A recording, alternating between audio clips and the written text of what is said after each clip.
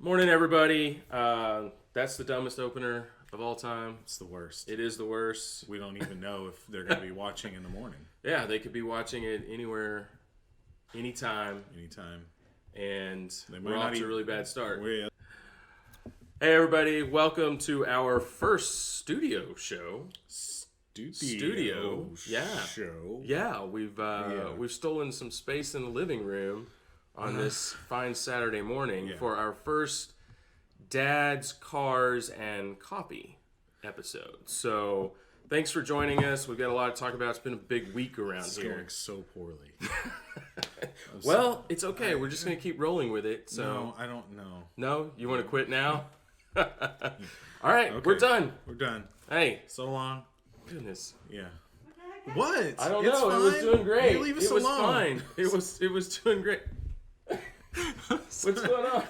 Hey, just shh. Keep it down out there. No, just How much noise can I make? no noise. That's way Stop too making much. way too much noise. Be quiet. We're recording in here. I need to get some, Oh my god.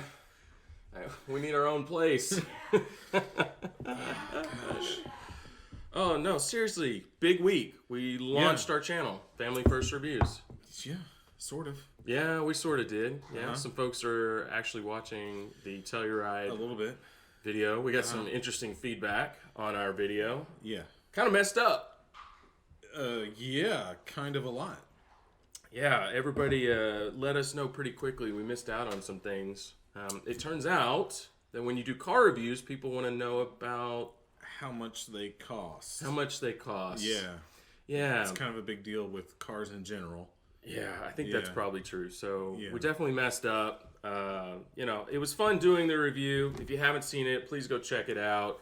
It's our first one. We got a lot more to come, but we need to clean up a little bit. Yep. So I think we were going to at least show the folks at home how much Telluride actually costs. Yep. So we've got a lot of different trims with the Telluride. Yeah, and so the one we were reviewing was the SX with the Prestige pack, which adds another $4,000, Yes, with and includes all-wheel drive when you and do that. includes all-wheel drive, which is like a $2,000 option. So any of these are all front-wheel drive. So add $2,000 to any of these MSRPs if you want all-wheel drive. So the one we drove stickered at, call it 46. Yeah, say, 46 and change was the sticker on that one, and it starts all the way down at 31.7, which you get a lot of content even in the base package. Yeah. But if you really want to start to have all the bells and whistles, they give you a lot of different options. They give you some different seating configurations as well. That S goes from captain's chairs back to a bench seat. Yeah. And then the EX, when it first came out, had a bench seat as well. Yep. Now they have an option package called the premium package, I believe, that gets you the captain's chairs. Yes, and that was a pretty big mistake on Kia's part, I think, because that EX really is probably the biggest value in the lineup, I think, because you get a lot of the features that are on the SX, but, just for a few grand less. The SX really gets you a lot of stuff that's pretty premium, a little bit unnecessary, but nice to have. Yeah, I think the bottom line is we were talking through this because you look in the forums and the feedback on the video, people wanted to know, well, which one should I buy? The reality is you buy the one that you like and that you can afford because every one of these trims is just power packed with options and features, and so it's just, they're all a great value. Yeah. I think Kia did a really good job there. Yeah, and I think, comparison-wise, if you look at the SX, that's several $1,000s less than the top trims on, say, a Pilot, which tops out at like $50,000 or something. Right. Yeah. An Explorer will go all the way to 58, really for not a whole lot more, in my opinion, as far as content. But if you look at the EX, 37 will get you quite a bit on something like a CX-9. But again, it's just not going to feel as premium. Yeah, not yeah. they tried to make it nice, and it is nice, but it's not going to feel as No. luxurious as the Telluride will. Or spacious, because the Telluride's got that, like we said, the nice boxy feel to it, Yeah. which is just a lot more interior volume with that. So Does the CX-9 have captain's chairs? No, captain chair's not I didn't available think so. on any trim on Yeah. a CX-9. So accessibility is an issue that comes into play there as Yes. well. Yeah. Okay. All right. The other thing that came up was fuel economy. We're not really going to get into fuel economy. I think that on the highway, the front wheel drive is rated as high as 27 miles per gallon in that range. With our lead foot, we weren't able to properly test drive that or test out the fuel economy. Right. I just suggest you go take a look yourself. Yeah. Look at the window sticker. Look at the EPA ratings. I think the Mazda CX-9 gets like 28 according to the EPA on the highway. But again, and we kind of talked about this in the video, that's with a turbo 4-cylinder, and in my experience, the gas mileage you actually get out of those is very heavily dependent on your driving style, and someone like us is gonna get well below the EPA sticker in the Yeah. CX-9. And the other part of that is most Turbo 4s still require some premium fuel, or they like to have premium fuel to operate at their peak efficiency and power. And the V6 in the Telluride definitely takes 87 octane, just your regular fuel. Yeah. So that always comes into consideration. And if you're just doing fuel economy based on budget, that's actually good for a couple of miles per gallon when you're using the cheaper fuel. So. Yeah. And, everyone's going to Turbo 4s, but the V6 in the Telluride offers a much smoother everyday driving experience, in my opinion. Yeah, I think so. Well, definitely go check it out. Check out the video. We'll put the link at the end of this video so you can go back and watch that. Really appreciate the support. And make sure you subscribe to the channel, like the videos, hit that notification bell. That way when something like this pops up, you'll know about it first and you can jump on and watch. Appreciate that. So we wanted to hit a little bit of automotive news. The big thing is the new Suburban came out this week. New 20, is it going to be a 2021 or a 2021? Okay. Yeah. So Suburban, that's a classic car that we're not huge fans of. Yeah, not huge fans of it until you need one. Until you need one. I think, in fact, we went on a sort of family vacation several years ago. We had you, your kids, me and my wife, and all of our And luggage. all the stuff that All the two the of you stuff. bring with you. Oh, whatever. Yeah. Yeah, and we actually that's had a correct. That's Suburban. extremely correct. Yeah, and we had a Suburban, and all of us in there in extreme comfort. So Yeah, it was pretty awesome. it was pretty great.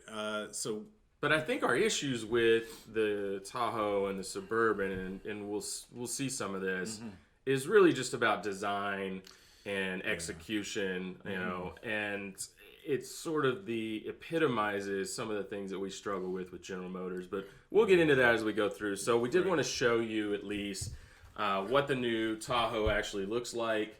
That was it. It was unveiled this week. it looked, game changer, right? It looks so much different from the current Tahoe. I can't, wow. Yeah, no. I don't even remember what the old one looked like now. It's been erased from your memory. Yeah. So, I will say this. I actually like the way it No, looks. I do too. I really do like it. I wasn't a huge fan of the last redesign. I thought it was a little too clean into design. It didn't have that truck-like look to it, or kind of that athleticism to it that the previous models had. And they actually kind of going back in that direction with the redesign. Yeah. Yeah, and so this grille, you're going to see as you go through all the different types of the Tahoes, the Suburbans, the Z71s, all the grills are a little bit different. It's going to go from rugged to that luxurious look. This is kind of that middle package, right? So I think this one in particular is their RST package that they're going to offer, which is kind of more that sporty look. See, and I like that one. I like the kind of blacked out sporty look. And the other thing is, this is something I think GM's not been very good at, but they're starting to fix, is that this ties in with a lot of the grills throughout the rest of the Chevy lineup. Even you get notes of like Camaro in there. Yeah, no, you absolutely see that up front, for sure. So, which I think is a good thing for Chevy. So, Yeah, I like the wheels on this RST as well. It's a really nice two-tone wheel package. It looks really good. So we're going to flip over and we're going to see the Z71, and here's where it gets kind of crazy. That grille, that is up in your face, for sure. It is. Yeah. But that's okay because I kind of like some Z71. So yeah, give me all that fake off-road stuff. I don't know. Yeah. No, it looks pretty good. This Z71 package is going to come with air suspension for the first time. And so what you're looking at here is a lifted version. It's in its highest setting. So that's why it kind of looks like it's sitting up on top of its wheels, because it actually is. It's got a unique skid plate setup up here up front. I'm not as big a fan of the grill, though. I think it's just a little too much, to be honest. But overall, I think it looks pretty nice. Yep. Yeah. All right, so that's the Z71. Here's the Suburban. Casey, what do you think of that? Give me that other grill back, the RST or whatever it was. Yeah, you like the blacked out look. Yeah, this one's okay. It looks fine. It looks better than the current generation, in my opinion. It does look better than the current generation. I actually like this. If you're going to go for the luxury look on this platform, I think they could have done worse. They have done worse, and I think this looks pretty good. I think it ties together. I'll tell you what. You know what its biggest problem is, and this is a problem on all Chevys, basically, is that gold bow tie. I hate it. I hate it every time I have to look at it. Yeah, I got that. Yeah. Give me a silver or a brushed aluminum or something, or black on some of the sporty trims, but the gold bow tie just ruins every car it's on. I think when you're going for that luxury look, yeah, and you tie it back to just the old school Chevy, I get it. Yeah. Mm-hmm. Yeah, there's a lot of trim on this around the window surrounds that was blacked out on earlier versions, and pretty big blingy wheels on this. And if you probably can't notice, but this is called the High Country trim of the Suburban, which is their premium trim. So they're kind of going all out here. Got another view of that RST Tahoe, and this is where you really see where that profile gets changed up here. You see back there, here in the rear, this gets lifted and gets a much more sportier look. And as it comes into the back of the vehicle, you get that angle where everything in the previous model was that streamlined, straight line, and it just kind of dropped off on the back and really lost a lot of that kind of off-road, rugged appeal to it, that more adventurous look. So I really do like what they've done here. Let's step inside. This is always where I think we've had the most controversial parts of GM design has always been right here. I don't know. To me, with GM, the proof is always when you get in it, because for several years now, they launch a car. I see the media pics, and I'm like, oh, finally, GM's improving their interiors. And then you get in it, and you start to actually touch it and feel it, and there's just kind of no substance to it. Yeah, here's my thoughts on this, because when the last generation trucks and Tahoes came out, the Silverado, the GMC Sierra, they got just nailed for the interior, the quality, the design. It was not good, and the competitors really took advantage of that. Ford obviously dominates still. F-150 is the number one selling truck in America, but guess who's number two now? The Dodge Ram. The Dodge Ram. Or I'm sorry, just Ram. Excuse me. Yeah, it's just you're the correct. Ram. The Ram 1500. They are now. They jumped Silverado into the number 2 spot. Yeah, and beat them up pretty bad in the last quarter, right? Yeah, they really did. And why would they do? What do you think drove that? Because it's awesome. Because when you get in it, the interior is fantastic. Feels like a luxury vehicle. It does, and it looks like it looks a lot better than the GM. So, I mean, that stuff matters, because Dodge has had, I'd say, some issues, at least perception-wise, with quality. Right. And so, for them to leapfrog someone like General Motors, that's a pretty significant thing. Now, isn't General Motors, I guess, overall, if you include GMC and the Silverado? Yeah, if you include both truck models, they still outsell beating, Ram. And, look, they got 1 million dealerships, so a lot of points of sale to do it in multiple brands. But with the Ram 1500, that was a big deal. Yeah.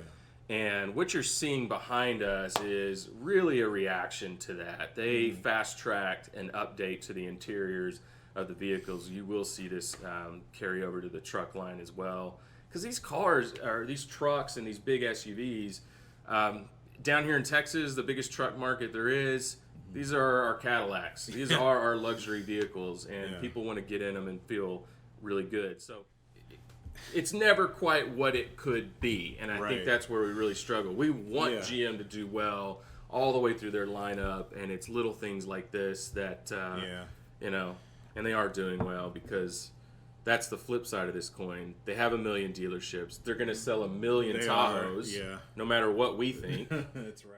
I will say this, you know, big long road trip. I got a lot of stuff.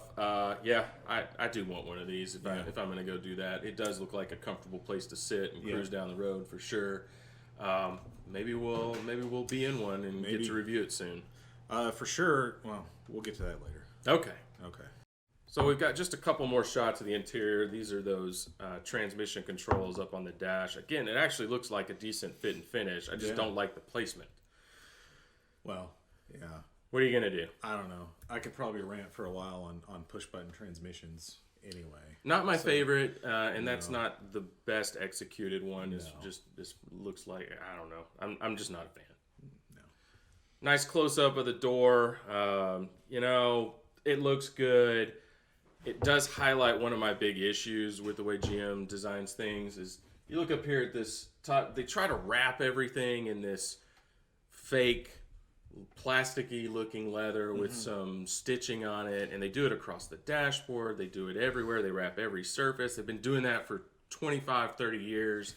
It's the same old thing. I wish they would I wish they'd move past it, but it looks okay. It looks okay. If that were a Lambo, you'd think it was cool. If it were a Lambo, it would be cool. Here's where it looks good. It looks good in a Maserati with high-grade Italian leather, right. and really nice double French stitching and everything else. It Stitched looks by an 80-year-old man. Yeah, it looks handcrafted. Who lives on cigarettes and cappuccino. It is not handcrafted here. No. Okay, it's not high quality. I don't like. Here we go with what the Suburban does. It's what it's all about. That's what it's all about, right? I mean, look at that. That is massive. A massive amount of space. And this is just the Tahoe. This is not the Suburban, which is even longer. Which is just, I think you can actually park a Mini in the back of a Suburban with the 3 rows all up. But that's a good point because, in my opinion, the only point in going to one of these is to get the Suburban. Because if you're going with Tahoe, I don't know that you're really gaining that much. The other side to going with something like a Tahoe is it is on a full truck frame. Yeah. You do get the towing capability. You're getting V8 engines. So if you are doing anything, some heavy lifting, it is a better platform for that. But 95% of the time, you don't need all that capability. It's mostly a mall crawler. Exactly. Yeah. All right, it's time for us to grab some more coffee, and we'll be right back, talk about some more car news in the industry. All right, got an extra cup of coffee. I think we're going to need it for this next topic because another big thing that happened this week in the auto industry, or this month, excuse me, the Cybertruck was unveiled. What the heck is this?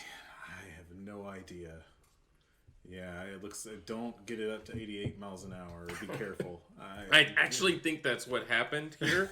I think Elon went 1,000 years into the future. He was on Mars. He ended up on Mars, and this is what people were driving around in little Tesla trucks. Yes. And he said, "Let's just bring it forward.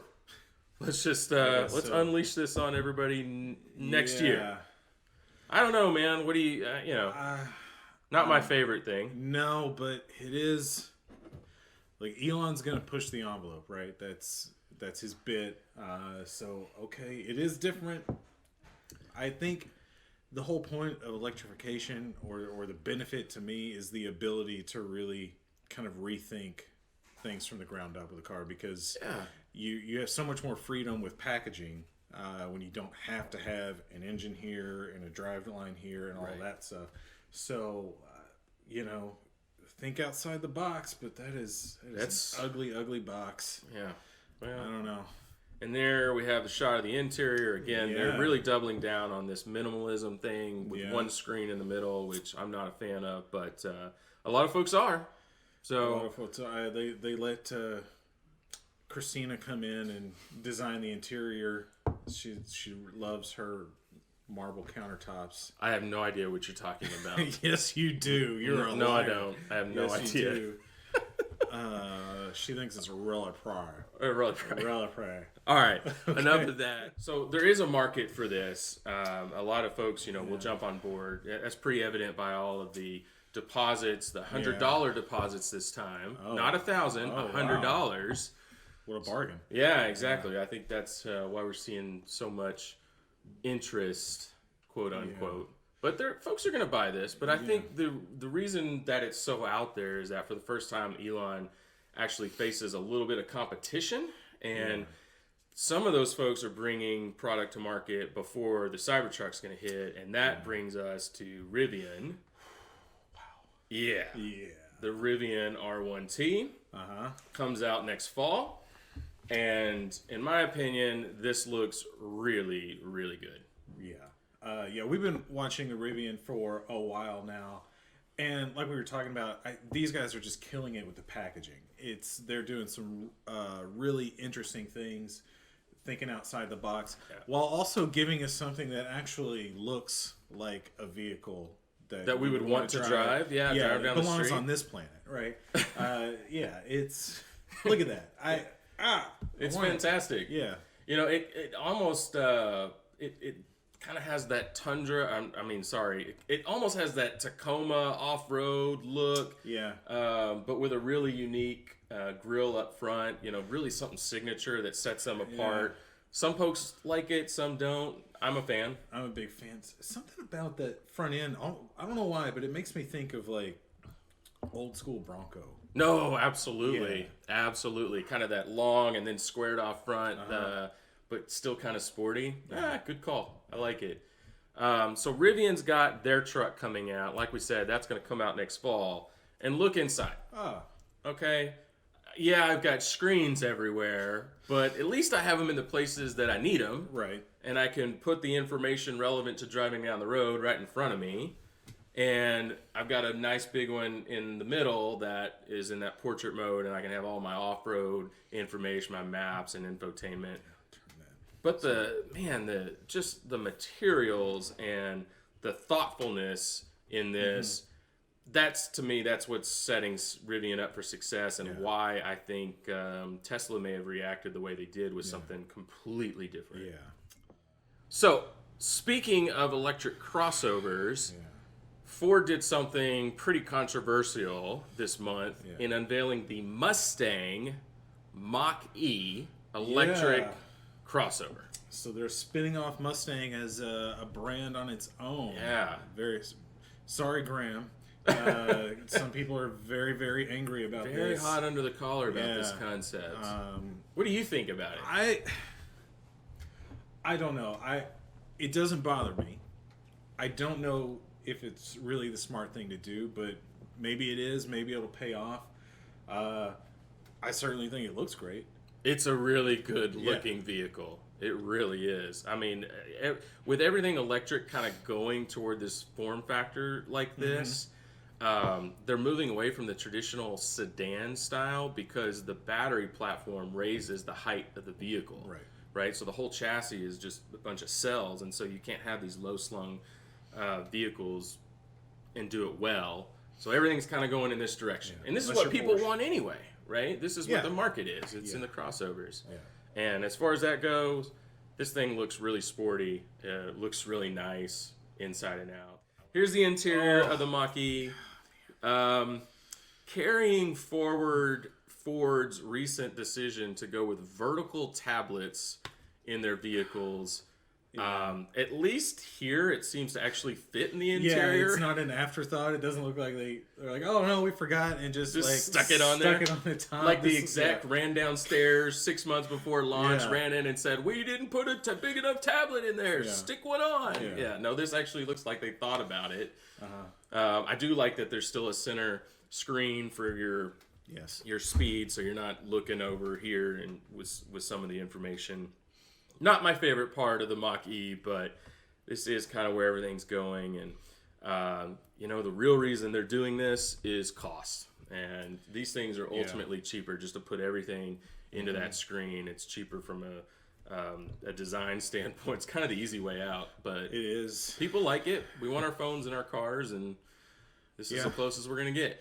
I only worry that I can't. Are these actual buttons here for your No, I HVAC? think those are digital down there. Yeah, you get one button to control your volume, and everything else is digital, from what I can tell. Yeah, that's my only concern with this is that people like it on a test drive. It's fine. I do worry about 5 or 6 years down the road when I don't know how long do you keep your tablets that you use at home. How long do they really last? And then now, can I not use my HVAC simply because my screen went out? Now, I will say, and this is a broader discussion, but we think you're going to see a lot more kind of subscription-based car sales in the future, and so this is probably something that manufacturers don't care that much about. So I think they can swap them out probably pretty easily, and over-the-air updates, you get new functionalities. I think that's what it's really about. I mean, that's the Tesla effect, right? They really push that, and a lot of folks now expect that, just like they do with their phones. Once they're out of date, they want something new and different, and this does give manufacturers the ability to provide that kind of service. And like you said, everything is trending towards a subscription service for a vehicle in the next 5-10 years. So kind of setting us up for that. And that kind of goes back to the decision by Ford to go with the Mustang name. In my opinion, I do think it was a smart move. There was probably never going to be another Mustang come out that was a rear-wheel drive, internal combustion engine car. Camaro, same thing. GM's basically hinted the current Camaro is it. I think Ford was going down the same path. Both these companies have killed off a lot of their sedans and cars. And so to preserve that Mustang name and really position it as a brand, as a revolutionary brand, which the original car was, I think overall it was a marketing coup. I think it's going to pay off for them down the road. It was more of a long-term decision. And I've read a lot about it, and I think it was kind of, they had to make it. So maybe it wasn't so bold as inevitable. Right. We'll see how it plays out. But very interesting car. Can't wait to jump in it. The specs look really good. It does compete directly with the Tesla Model Y, which is supposed to come out around the same time. They're almost the same size. They're the same form factor. Range, cost is all within kind of breathing distance of each other. Another thing, kind of some lazy journalism is that the Tesla Model Y is going to be $7-8 grand cheaper than the Model E. That's actually not the case because Tesla's tax credits have basically already expired. And so when the Model E comes out, you're going to be able to get that with the full tax credit. The Model Y you won't. And when you take that into consideration, they're basically going to cost the exact same. Yeah. Plus, throw in, Ford's penchant for discounting, right? Yes. Everything shows up with $4 or $5 grand on the hood, regardless. So probably not dealers, initially. Yeah, dealers have the ability to discount. Right. Ford will throw discounts at it. There's leasing programs available through Ford Motor. Where leasing a Tesla is pretty tough. You have to go third party, and they're usually very expensive. So the cost of ownership equation, you're just gonna have to do your homework, figure out what works best. Yeah, in other news, the new Highlander was unveiled in LA, and the pricing for that hit this week. I think it starts kind of in that 32, 33 range, goes all the way up to 51. So again, going back to our Telluride review, maxing out at 47 with all of that in it, still undercuts the competition. But this is a good-looking car. It is a good-looking car. I have not been a fan at all of the Highlander in the past, and so I kind of like this. I think it takes it in a little bit more rugged direction with the styling, just like they did with the recent redesign of the RAV4, which I also really like.